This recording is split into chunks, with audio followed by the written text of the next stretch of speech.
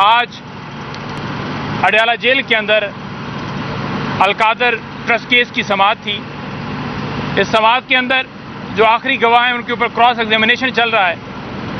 आयु हैं जो आज भी क्रॉस एग्जामिनेशन मुकम्मल नहीं हो सका। उसकी रीज़न ये है कि एक तो इस्लामाबाद हाई कोर्ट में हमारी दरख्वास्त इसी अलकादर ट्रस्ट केस के हवाले से आज समाअत के लिए फ़िक्स हुई है।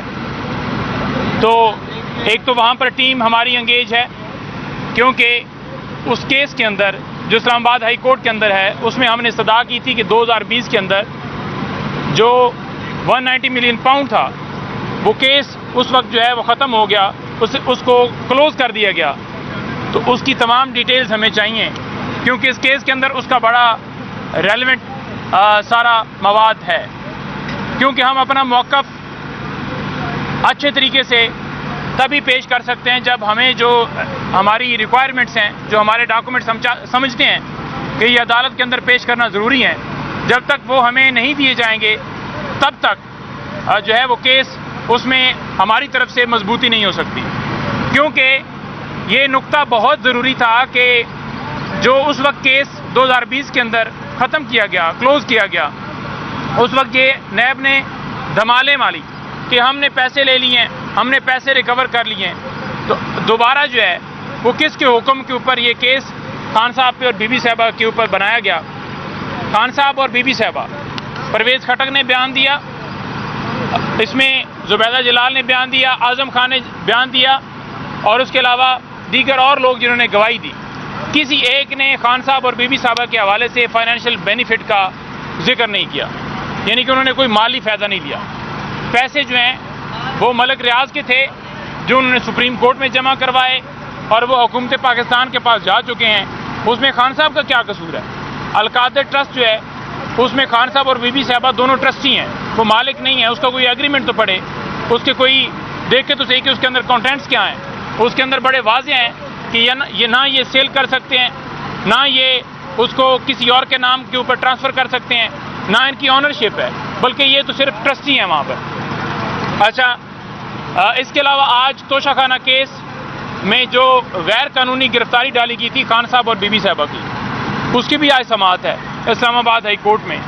तो वो जो समाअत है उसके अंदर अगर गिरफ्तारी को गैर कानूनी डिक्लेयर किया जाता है तो बीबी साहबा सिर्फ़ और सिर्फ इस एक मुकदमे के अंदर इस वक्त पाबंद सलासिल हैं। तो उनकी रिहाई हो सकती है अगर इस्लामाबाद हाई कोर्ट जो है वो समझती है कि ये गिरफ्तारी जो है ये गैर कानूनी थी। क्योंकि गैर कानूनी तौर पर हम इसलिए कह रहे हैं क्योंकि इससे पहले खान साहब और बीबी साहबा को तोशाखाना केस के अंदर 14 साल सज़ा हो चुकी है। तो ये पार्ट 2 नैब का जो केस स्टार्ट किया गया दोबारा, वैसे तो मैं कहूँ कि ये चौथा केस है नैब का, तोशाखाना का, लेकिन नैब का ये दूसरा केस है। तो इसमें वो बेल खान साहब और बीबी साहबा जाकर उन्होंने मूव कर दी थी। उनकी बेल प्री रेस्ट बेल उस वक्त दी नहीं गई थी, उसमें नोटिस किए गए थे। अगर उस वक्त प्री रेस्ट बेल दे दी जाती तो कभी भी इसमें गिरफ्तारी न डाली जाती। तो ये बदनीति थी उस वक्त एहतसाब अदालत की भी और इस्लामाबाद हाई कोर्ट के चीफ जस्टिस अमर फारूक साहब की भी, क्योंकि 5 दफ़ा केस फिक्स होने के बाद इस केस को नहीं सुना गया। कभी बेंच अवेलेबल नहीं है, कभी जज अवेलेबल नहीं है, मुख्तलिफ बहानों से।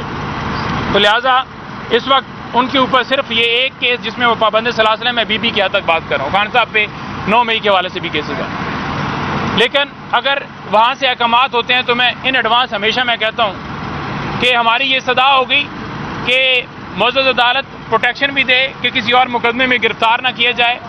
और इस रियासत को भी सोचना चाहिए कि घरेलू बापर्दा खातून जिनका कोई सियासत से ताल्लुक़ नहीं है, ना उनका कोई गिफ्ट में लेन देन है, ना कोई उनका कोई स्टेक था, ना कोई ऑफिस होल्डर थी, तो उनके ऊपर क्यों मुकदमात बनाए गए? 9 मई जिस तरह से उसमें उन्हें नॉमिनेट किया वो आपने देखा, अल्हम्दुलिल्लाह सुरखरू जिस तरह से हुए कि कोई एविडेंस ही नहीं मिली, कोई शवाहिद नहीं मिले और 1.5 साल और 3 महीनों के बाद उनकी गिरफ्तारी डाली गई। तो ये सारी चीज़ें ऑन रिकॉर्ड हैं। उस केस का जो उनकी बरियत हुई 9 मई के हवाले से, डेफिनेटली बाकी तमाम केसेस में भी उसका बड़ा इम्पेक्ट है। मैं अभी आपके सामने जो खान साहब ने आज बात की है रोस्टम के ऊपर खड़े होकर, वो आपके सामने रखना चाहता हूँ। देखें, खान साहब ने आज जब समाअत हुई है उससे पहले खान साहब की तमाम लीगल टीम, खान साहब के क्योंकि 200 से ज़्यादा केसेस हैं, वो सारे और मेरे साथ सारे हमारे दोस्त मियाँ वाली से भी खड़े हैं, भील साहब भी खड़े हैं, मेरे साथ जनाब सुहेल साहब भी खड़े हैं। आप सलार साहब को हमेशा देखते रहते हैं और अफनान भाई भी खड़े हैं। तो मेरी आपसे गुजारिश है कि तमाम लीगल टीम और उसके अलावा खान साहब के जितने जो टाइगर्स हैं, उनके सपोर्टर्स हैं या उनकी पार्टी के रहनुमा हैं या उनकी पार्टी के अहदेदारान हैं, किसी शख्स को अंदर जाने की इजाज़त नहीं दी गई। उनकी बहनें भी खड़ी हो गई, हम भी सारे खड़े हो गए और 1.5 घंटे के बाद उन्होंने अलाउ किया। अलाउ किसको किया? अलाउ कर रहे हैं जिन्होंने जाकर दरखास्तें देनी है उनको रोक लिया गया। उसके अलावा जो 2 वकला हैं उनको भेजा गया। हमने 12 इस्तदा भी की कि हमारे पास फाइल है और हमें जाने दिया जाए। मुझे भी रोक लिया गया। मेरे साथ इंतज़ार पंजुथा, आपको पता है कि वो फोकल पर्सन है। मैं खान साहब का मुख्तार ख़ास हूँ, उनका स्पेशल पावर ऑफ अटॉर्नी मेरे पास है, क्योंकि लिटिगेशन जहाँ पर करनी है मैं उनकी बिहाफ पर लिटिगेशन फाइल कर सकता हूँ। जिधर जिधर केस उन्होंने दायर करना है या किसी जगह के फ़र विड्रॉ करना है या कोई चीज़ करनी है, मैंने मिलना होता है। कोर कमेटी का मेंबर हूँ, उनके केसेस देखता हूँ। 20 से 25 केसेस मेरे पास अभी फ़िलहाल इस टाइम के ऊपर मौजूद हैं और इसके साथ साथ जो इंतज़ार हैं उनके हवाले से मैंने जिक्र किया और बाकी लोग भी, ये सारे आपके सामने खड़े हैं। देखें, किसी शख्स को इनमें से अंदर नहीं जाने दिया गया। हमने 12 इस्तदा की कि जाकर हमने बताना है, एप्लीकेशन देनी है, लेकिन हमें अलाउ नहीं किया गया, क्योंकि ऊपर से जो है वो अहकामात है और ऊपर से मैंने आपको कहा था कि कौन है कांटे लगाने वाला, तो ऊपर से कांटा लगाया गया है कि इनको तो बिल्कुल नहीं जाने देना। और नामालूम लोग आज भी डाला लेकर निकल रहे थे, वीगो डाला था उनके पास। ये लोग बाहर खड़े थे जो खान साहब के जाले हैं, मतवाले हैं, लेकिन जो नामालूम लोग हैं वो समात के अंदर थे। इसी तरह से वकला को रोका गया है और वकला जिन्होंने जाकर एप्लीकेशन देनी थी उनको नहीं जाने दिया गया, बाकी 2 को अलाउ किया गया है। मैं पहले भी कह चुका हूँ कि उनको मसला सिर्फ यह है कि खान साहब का जो मौक़िफ़ है या उनकी जो बात है या उनको कोई मैसेज है या कोई और चीज़ है वो ना बाहर आए, और इसी वजह से पाबंदी लगा रहे हैं, इसी वजह से रोक रहे हैं। मैंने आपसे गुजारिश की थी कि 4-5 दिन पहले इंतज़ार भाई को कॉल आई कि अगर आपने ट्वीट करने हैं, मीडिया पर बात करनी है तो हम आपको नहीं जाने देंगे। हालांकि खान साहब ने खुद उन्हें अपॉइंट किया हुआ है और वही हुआ कि उन्होंने हालांकि मुझे भी कहा कि यही सूरत हाल है कि ये नहीं चाहते कि ये सारा मामला हो। तो मैसेज जब मुझे भी मिला तो मैंने आपके सामने जिक्र किया कि ये इस वजह से पाबंदी लगा रहे हैं कि हम आकर खान का मैसेज एक वर्ड टू वर्ड जो बात है वो ना पहुँचाए।